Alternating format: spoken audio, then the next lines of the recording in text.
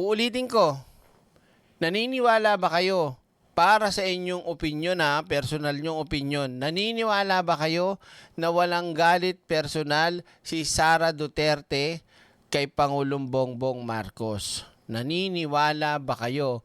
Oo o hindi? Boom! Kung ako ang tatanungin, I do believe, nakatarantaduhan ang sinasabi ni Sara Duterte wala siyang personal na galit kay Pangulong Bongbong Marcos. Boom! Oo, totoo. Oo. Paano ko nasabi? Itong putang inan to, walang personal na galit, pero balak ipapatay si Pangulong Bongbong Marcos, Lisa Marcos at Martin Romualdez. Alisin natin yung dalawa, kay Pangulong Bongbong Marcos lang. Ang maniniwala dito sa putang inang tong Vice President na to na wala siyang galit personal kay Pangulong Bongbong Marcos, mamatay na kayo. Mamatay na kayo sa inggit. 'Di ba? Kaya ka nga nakapagbanta eh. 'Di ba? Kaya ka nga ganyan ka war freak, ganyan ka nga kabalasubas hindot ka.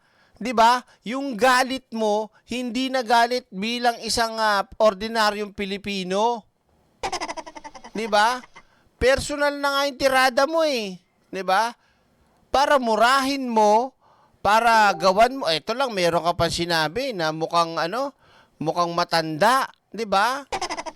Namimersonal ka na eh, gaga. Wala ka naman nagagawang matino. Tas puro paninira. 'Di ba? Yung bawat ataking paninira mo sa presidente, hindi talaga masasabing dahil yun ay politika lang. Halatang personal ang galit mo, hayop ka. Ina mo. Oh, ito pakinggan yung kagagahan na naman itong hayop na to. Palpak na naman. Oh, pati yung vlogger na naman nila may problema na naman, oh. Oh. Ma'am, wala kaming away ni TDM. Hindi pa katawa. Oh, pati yung vlogger parang di maniwala. Yung sagot ng vlogger niya sa pasag-ayon eh. Kahit sino tanongin mo, Diyos ko, Sara. 'Di ba? Ang tawag dito? Yan si BBM, hindi makurap, hindi magnanakaw, mababait, masipag. I love you, BBM. I love you, BBM. Boom! Doon pa lang para plastikin mo yung tao eh. 'Di ba? Oh, Diyos ko naman, tigilan mo kami. Yung galit mo, sokdulan. Oh. Wala akong problema sa kanya bilang tao. May problema sa kanya bilang presidente. Parang sa kanya walang problema eh. Ikaw nga ang problema ng bansa, putang ina mo. Boom! 'Di ba? May problema daw siya bilang presidente kay Pangulong Bongbong Marcos. Eh di sana ikaw na nagpresidente nang malaman mong hinahanap mong hayop ka. Oh. Alam niyo kung bakit ganyan yung mga pananalita niyan? Bago ko ituloy Ako, feel ko lang. Kasi nga po, mga kababayan, yung tax, BIR, mga records, bank account, nasa Senado na. At yun, malalantad na at makikita natin kung gaano katotoo at kung gaano man, tawag dito, nagsisinungaling or wala man patunay o talagang malinis si Sara. Ngayon, 'di ba? Yung dating niya sa akin dito, halatang gusto niyang sabihin sa mga utoto nilang vloggers, trabaho lang si Sara. Trabaho lang po, walang personalan. Ha? Putang ina mo. Subscribe na agad sa channel na laging walang personalan. Daig ka pa nga ni Pangulong Bongbong Marcos eh. Kahit na sagad hanggang kaluluwa to the third level ang ginagawa niyong pambababoy, paggawa ng fake news at pambabalahura sa lahat ng social media kay Pangulong Bongbong Marcos, meron ba siya ni isang sinabing masama laban kay Sara? 'Di ba wala? Meron ba siya ni isa na nagmura laban kay Sara? 'Di ba wala? At ito pa ang malupit. Si Pangulong Bongbong Marcos pa mismo, kami nga medyo natampo kami nung sabihin niya na wag na ituloy ang impeachment. Wag na Kaya ano to, wag nang gawin yan at magtrabaho na lang tayo. Nakita niyo yung mama? Nakita niyo si Pangulong Bongbong Marcos? Sa kabila ng pambababoy sa pamilya nila, lalong-lalo na kay Pangulong Bongbong Marcos. Pero siya, iniisip pa rin niya ang kapakanan ng taong bayan. 'Di ba? Kung tutuusin kahit sino, pag ginanon mo, tinarantado babawi yan eh. It's either demanda ka niyan or gumawa din ng banat patungkol sa'yo. 'Di ba? Sagutin ka at barahin ka. Kung tutuusin, andaling sagutin ni PBBM to. 'Di ba? Kasi hindi marunong mag-English to eh. Hirap na hirap eh. Di kagaya kong galing-galing ko. Mamaya, sample lang ko kayo. O, tuloy nyo tuloy ko na to. O. Dahil he's a weak leader and the country is in chaos. O. Weak leader. Paano naging weak leader? Hanggang ngayon, presidente pa. Pangalawa, yung tatay mo, karton. Tatay yung karton. Tatay yung karton. Di ba? Weak yan. Weak yan, tapos sa mga senator judges, ang dami ng nakakulong. Mayroon pang susunod. Weak nga si Pangulong Bongbong Marcos. Ano pa? Yung country daw natin ay full of chaos. Ulitin mo, ayusin mo baka mamaya tatanga-tanga ka na naman dyan sa chaos mo. Oh. And the country is in chaos. Not literal chaos na nagkakagulo tayo. Physical chaos. Nagkakanya-kanya yung mga tao sa gobyerno. Wala nang respeto ang mga tao sa isa't isa. Chaos daw ang mga tao sa gobyerno. King ina mo kayo lang naman ang magulo rito 'di ba? Kayo lang ang magulo at kayo lang ang walang respeto. Tama ba ako? Yung mga bunganga ng mga kapatid nito, bunganga ng tatay niya at bunganga niya rin, yan ba yung mga respeto? Magaling lang kayo kapag kapwa nyo DDS nag-i-interview sa inyo na gumaganyan kayo ng pabebe. Pero, kapag na-interview na kayo ng media, na-interview na kayo ng ibang tao, yan, demonyo na kayo. Pinagsasabi talaga nitong Vice President na to, no? Laksang tama, no? Chaos daw kasi hiwa-hiwalay na daw ang mga nasa gobyerno. Ano? Ewan ko talaga dito. Lakas ng topak. Wala nang respeto ang mga tao sa isa't isa. Wala nang respeto. Kanino ba? At sino ba ang mga walang respeto? Di ba mga DDS? Hindi ba mga trolls nyo? Hindi ba mga vlogger nyo? O bakit sila mga walang respeto? Kahit yung napabalita ngayon na bago, yung estudyante sa Mindanao ba yun? Na kung saan si Pangulong Bongbong Marcos, kinumenta nila na kesyo barilin daw, kesyo ganyan. Basta may ganong kanino magmamana yung mga yung ganong klaseng ugali? Sino ba ang may ganong klaseng pag-uutak? Utak kriminal, utak barumbado, bastos, di ba? Walang modo, walang paggalang sa reliyon, kung meron man, si Kibuloy. Si Kibuloy ang kanilang relihiyon at alam nyo na yun. 'Di ba? Sa inyo bumabalik sari. Dahil yung mga war freak at mga tawag dito, mga balasubas na mga kababayan natin, pag nag-go deeper ka o nag-deep down ka pa doon sa profile ng tao, pag nakita mo DDS, kaya. Sino in-idol? Si Digong. Sino in-idol? Si Sara, nanununtok ng sheriff, yung mga ganyan. Sino in-idol? Si Baste, bakla. Sino in-idol? Si Polo kasi nambubugbog at nananaksak ng bugaw. 'Di ba? 29 Shinki. Maraming thank you po. Ba? Parang sinipon pa ako dahil sa katilang ilong ko Hindi iba, wait lang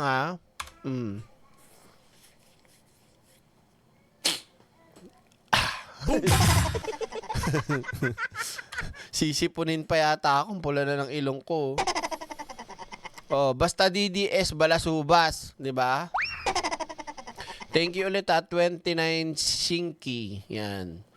Uy, pizza yun, oh. And that is my right as a citizen. And that is my right as a citizen. Tang ina mo.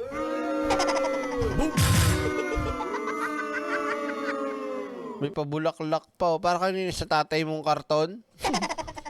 'Di ba? To express. No. So, wala kaming alitan na personal na dalawa. Baka para sa kanya, meron. Alam mo, Sara, ito, oh. Makinig ka. Ha? Ano sabi mo? Baka si PBBM ang merong galit sa personal? Putang ina mo. Nung bumibitaw ka sa DepEd, ano sabi ni Pangulong Bongbong Marcos? Wag, 'di ba? Kumbaga ayaw kanyang mag-resign kasi baka pwede pang maayos, ganyan.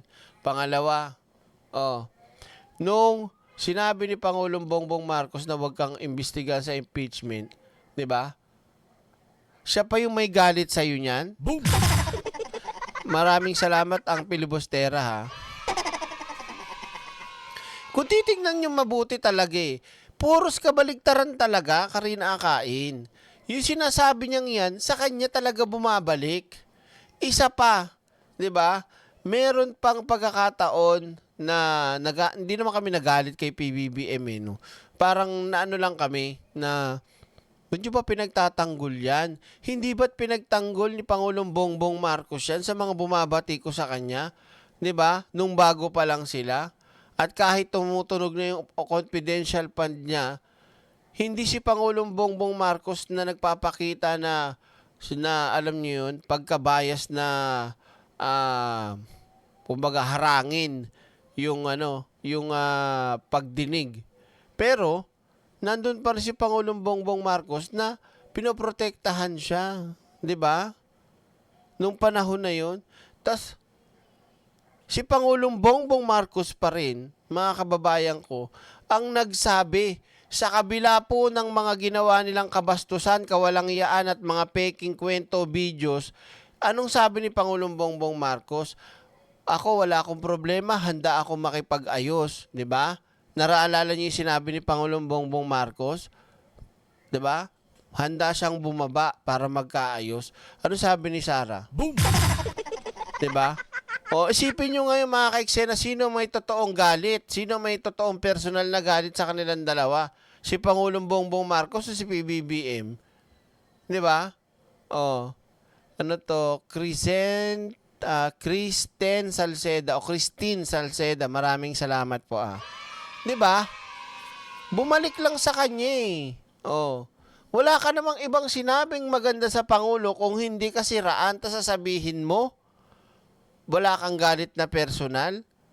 'Di ba? Gago rin to. Pero para sa akin, wala. And whatever I say, whatever comment I have with his administration and with the government right now is my right to freedom of speech. Bobo! Alam ko na meron lahat tayong karapatan para sa freedom of speech, freedom of expression. Pero bilang isang kasama sa gobyerno, 'di ba? Na pinupuna sinisita mo. Maraming salamat Raquel Santos hindi ka kasi nagpakita Thank you Baka HK na kami Sunday. Malabo na nga. Boom! Hindi ka man lang nagpa-burger. Ikaw naman. 'Di ba mga kababayan ko? What I'm saying is this. Ulitin ko yan His administration and with the government right now is my right to freedom of speech. Balik ko lang ng konti Karapatan niya daw. Sa isip-isip ko, Vice President ka, gaga. 'Di ba? Vice President ka, tas nakakakitaan ka na ikaw pa ang sumisira at nagbibigay at nagpapakalat ng fake news para sa gobyernong kinaaniban mo kung hindi ka ba naman saksakan ng tanga. Boom! Tama ba ako? O tama ba ako? Saan kayo makakakita ng isang dapat tinuturing mong magandang ehemplo? Pero mismo dito sa putang inang hindot na tong si Sara Duterte, nanggagaling at lumalabas ang mga hindi magagandang salita, gawi, gawain, o gawa. 'Di ba? Siya lang.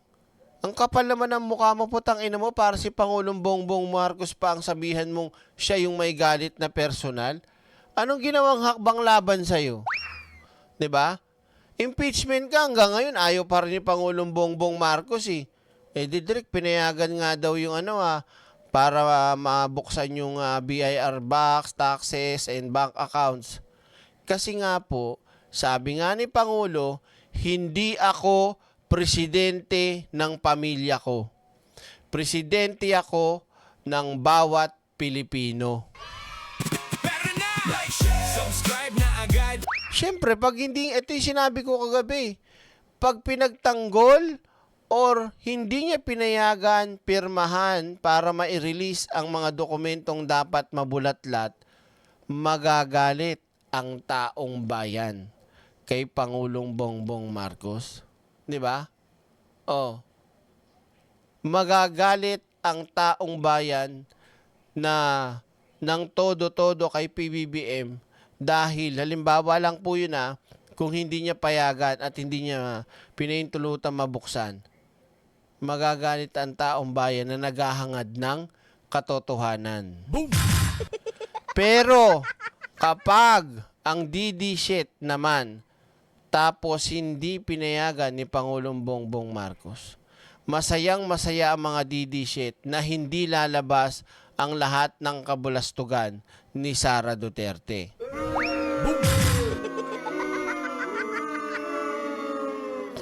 At kapag pinayagan naman ni Pangulong Bongbong Marcos nga yan, galit na galit ang mga DDS dahil malalaman ang buong katotohanan. Anong klaseng utak yun? Subscribe na agad sa channel na laging may araw. Diba? Napakakapal-kapal talaga, sobra ng ng pagmumukha nito. Wait lang may napansin ako. Grabe si Sara, no? Sabi nila, blooming daw. Blooming, tingnan mo nga, sorry tingnan mo yung yoga ni Sara Duterte, parang pwede nang isampay. Subscribe na agad sa channel na laging may aral. Totoong kwento, totoong usapan. Direct Freddy laging may kaala. Hindi, napansin ko lang. Di ba? Parang nasa tiyan na no? Boom! Di ba, napansin nyo ba yan mga nagdadaang araw? Ano nangyari, Sara? Di ka naman nagpapadede. Subscribe na agad. Mahilig kang magkamay. Saan, direct? Ano ka naman, direct? KFC, di ba? Finger licking good at KFC. Sakay na. Subscribe na agad sa channel na laging may aral. Sabihin daw, sobrang blooming mo ngayon. Ang blooming. Alaga. Lawlaw. Subscribe na agad sa So, do you agree sa sinasabi ko, mga kaiksena? Sa mga sinasabi ko, nasabi ko. 'Di ba? Oh. 'Di ba? Oh. Katotohanan tayo, Sara. Unang ina mo, ikaw ang isa sa number 1 mga magaling magpakalat ng fake news eh. Kita mo, pati yung mga tatanga-tanga mo mga subscriber o followers at kulto mong mga DDS. Sa sinabi mo lang na tungkol sa tatay mong karton, nagbalita na, makakalaya na daw si Digong. Ngayon yung mga vlogger, lalaya na si Digong. Lalaya na si Digong. Uwi na si Tatay Digong. Tapos biglang sabi ni Sara, wala akong sinasabi na lalabas na si PRRD kasi, ituk-katuk, yes. subscribe na agad sa channel. Diba? Dito ko lalagay, ulitin kita mo dito. Wait lang Oh. kaming away ni BBM. Wala akong problema sa kanya bilang tao. May problema ako sa kanya bilang presidente. Dahil he's a weak leader. And Yan o, tinan mo. Pero na, like, share, subscribe na agad sa channel na Sino yung mga babae dyan? Bakit ka pumapalag, Sino to? Arelia Aquino. Sino yung mga babae? Makinig kayo sabihin ko. Totoo naman yung sinasabi ko, Anong tawag dyan? Virgin? boom! Ano yan? Ganito nga yan eh. Inano ko pa nga yung video eh. Wait lang tataas ko to. Kunin natin ayan okay na ba? Yan Sino yung mga babae dyan? Okay yung magsabi, law-law? Pero na, like, share, subscribe na agad. Pwede mo nang isampay dito yun Dala mo, magkabila at gagawin mong yung, di ba, pag hukot ka, di ba meron niya sa mga ospital yung ganun kang umupo, hindi mo na kailangan ni Sarah ng bumili nun sa mga Mercury o sa ospital. Siyempre, law-law nga, di ba? Kunyari, ito yun. So, sampay mong ganun. Kabila. Tapos kukunin mo sa kilikili mo, magkabila din. Hahatakin mong ganun. Pag hinatak mong ganun yun, didiretso ka na ng ng tindig. Whoop! Di ba? Tapos i-bull mo ngayon. Pag bull mo, maigpit. Kagatin mo pa. Pero na, like, share, subscribe na agad sa channel na laging may aral. Totoong kwento. Di ba? Kahit nung nagsalita siya nung yung tag dito, bludgeoning and unbowed, sinabi niya ninakaw niya kay yung salitang yon. Di ba nung lumabas siya, feel niya pa, law-law naman. Pero na, like, Di ba? share, subscribe na agad. Wakaloka, no? Lahat ng sinabi niya dito, mga kaiksena, ay puro sa kanya lang din bumalik. Siya rin yung may gawain at siya lang din naman ang tawag dito. Kumbaga, ugali nila yung kanyang dinidescribe na ibinibintang nila sa iba, which is sila naman talaga yun. Diba? Laya na si Bong Revilla pinayagan na magpiyansa ng Sandigan Bayan. Hindi ko alam pa yan.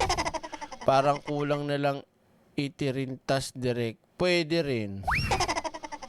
Diba? Oo. So, mga kababayan ko, mga kapatid, kayo na ho bahala, no?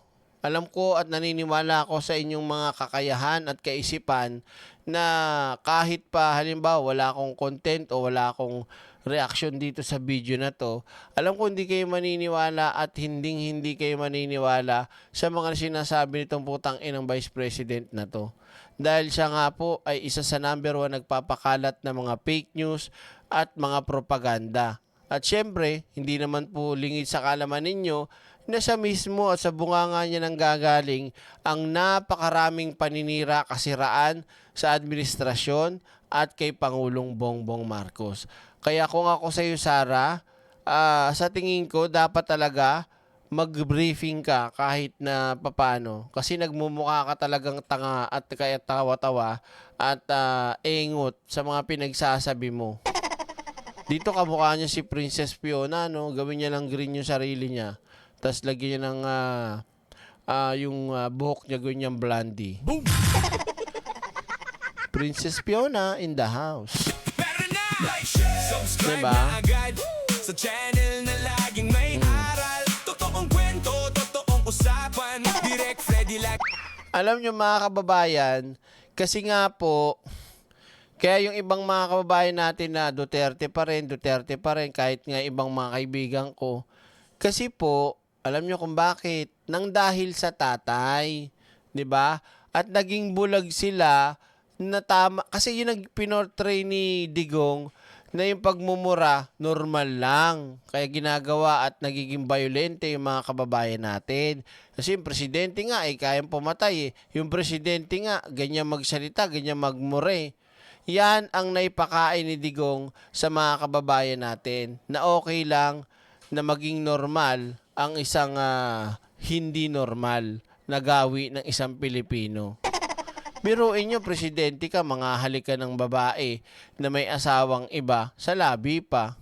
'Di ba? Biruin mo, presidente ka, yung katulong mo, inaabot mo yung pempem, kinakalabit mo. 'Di ba? Biruin mo, Santo Papa minumura ni Digong. Oh. Biruin mo yung ibang mga tawag dito, ibang grupo ng mga, halimbawa, human rights, mga ganito, mga ganyan, minumura ni Digong. 'Di ba? Sa kanyang speech o sa kanyang mga interview, laging may mura. Kaya tumatak sa mga kababayan natin ng pagiging bardagul. 'Di ba? Na maging balasubas at maging utak kriminal. Sino ba naman na hindi magiging utak kriminal? Tingnan mo si Duterte. 'Di ba? Tingnan mo yung mga galawan ng nilang pamilya, mga utak kriminal. Pero na! Subscribe na agad sa channel na laging may aral. Totoong So mga kaibigan, mga kapatid, at hindi nga ako magpapatumpik-tumpik pa, no? Kasi magluluto pa tayo ng masarap na ulam, fresh na fresh from sea.